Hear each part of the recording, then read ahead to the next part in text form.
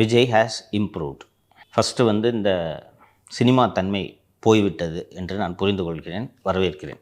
ஒவ்வொருத்தருக்கும் ஒரு ஸ்டைல் என்று வைத்துக்கொண்டாலும் அரசியல் பிரச்சாரத்துக்கு வரும்போது இந்த சினிமாவில் வில்லனை பார்த்து பேசுகிற பஞ்ச் டயலாக்குகள் உங்கள் ரசிகர்களுக்கு ஓப்பானதாக இருக்கலாம்.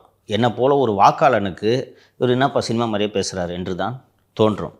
அதெல்லாம் விட்டுட்டு இஷ்யூவை பேச ஆரம்பிச்சிட்டார் அப்படின்றதுல எனக்கு உள்ளபடியே மகிழ்ச்சி.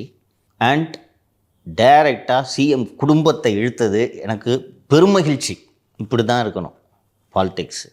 இந்த சுற்றி வளைச்சு பட்டும் படாமல் நிழல் யுத்தம் செய்வது. விக்கிரவாண்டி மாநாட்டிலலாம் நிழல் யுத்தம் தான் செஞ்சார் இல்லைங்களா?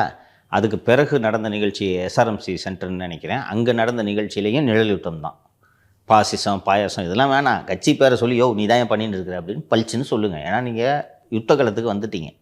அவங்க கத்தி எடுத்துகிட்டு வந்துட்டாங்க, நீங்களும் கத்தி எடுத்துகிட்டு வந்துட்டீங்க. இங்கே போய் நிழலோட யுத்தம் செய்து கொண்டு இருப்பது சரியில்லை. அதனால் பளிச்சென்று விஷயங்களை பேசத் தொடங்கிவிட்டார்.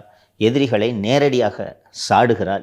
இதைத்தான் நான் விஜய் அவர்களிடம் எதிர்பார்க்கிறேன்.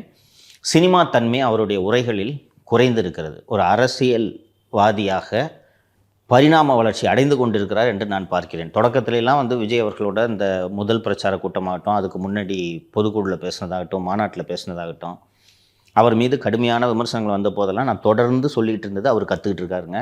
His learning, give him some டைம்னு சொன்னேன். கற்றுக்கிட்டு இம்ப்ரூவ் பண்ணிட்டார், அவ்வளோதான். அடுத்தடுத்த கூட்டங்களில் இன்னும் மெருகேறுவார், இன்னும் சிறப்பாக பரிமளிப்பார் என்று நான் எதிர்பார்க்கிறேன்.